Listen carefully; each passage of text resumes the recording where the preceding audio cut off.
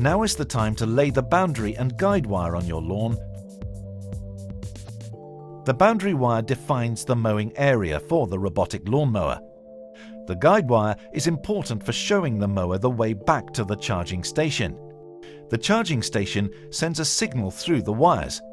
The robotic lawnmower has a sensor that detects the signal as it approaches the wire. If it runs over the cable, it stops, turns, and continues to mow in a different random direction.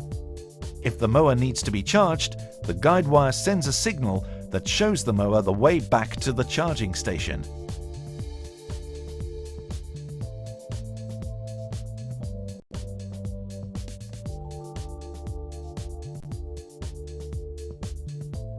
Start laying the boundary wire and begin at the charging station. Do not connect it yet, but take an additional approximately 50 centimeters wire and secure it like this.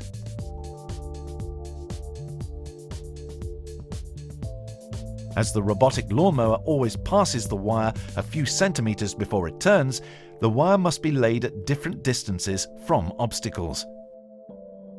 Here the ruler comes in handy. It has 3 printed distances: 5, 20 and 30 centimeters.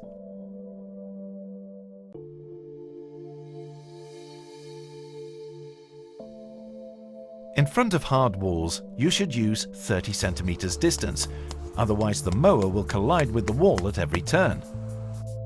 With flower beds, where there is no risk of collision, 20 centimeters distance is sufficient.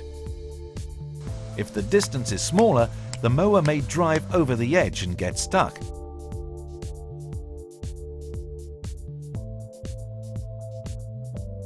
Near paved paths on level with the lawn, we recommend using 5 centimeters. The robotic lawnmower will use part of the path to turn, and no uncut grass will remain. On gravel paths like this, there is a risk that the mower will get stuck, therefore use the 20 centimeters distance.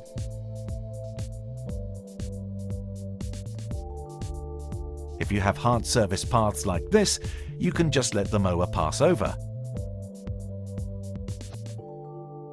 Around ponds, you need to use 30 centimeters distance to ensure that the mower stays on the lawn. For greater security, there shall be a barrier with approximately 15 centimeters height. These are guide distances. To optimize mowing results, you can adjust the wire once you've learned how the robotic lawnmower works in your garden.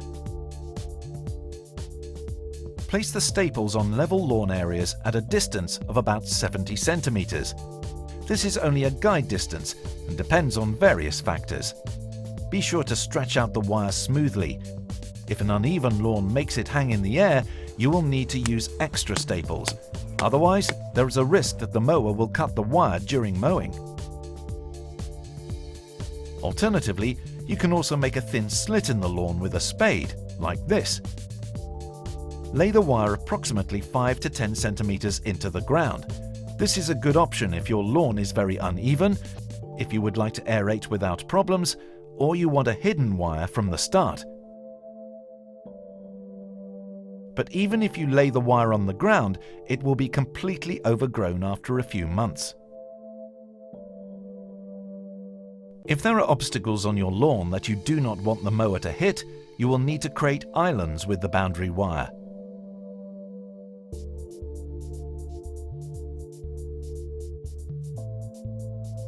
When you lay the wire to the obstacle, do not hammer the staple in immediately, as the wire will need to be laid in the same staple on the way back.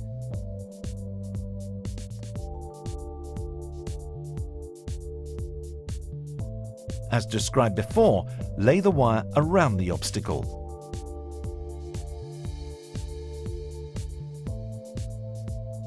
The direction is important. Do not cross the wire. You should view this as an extension of your boundary wire. If you're coming from the left, start on the right side of the obstacle. If you do not do this, the mower will not recognize this as an island and cannot pass. It stops and you will receive an error message on the robotic lawnmower display.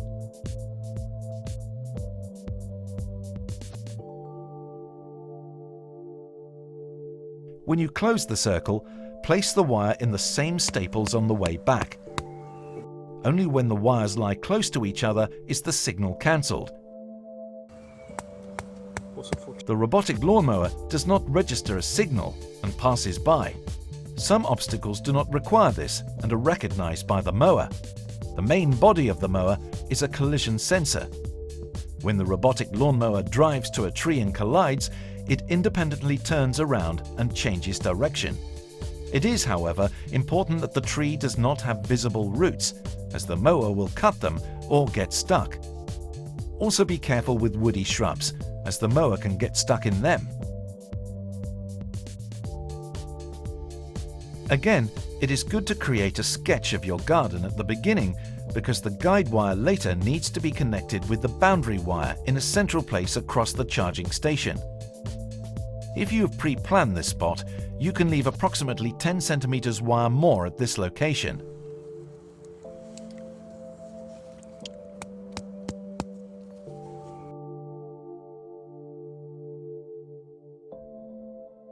When you return to the charging station, leave 50 cm of wire for the connection and cut the wire.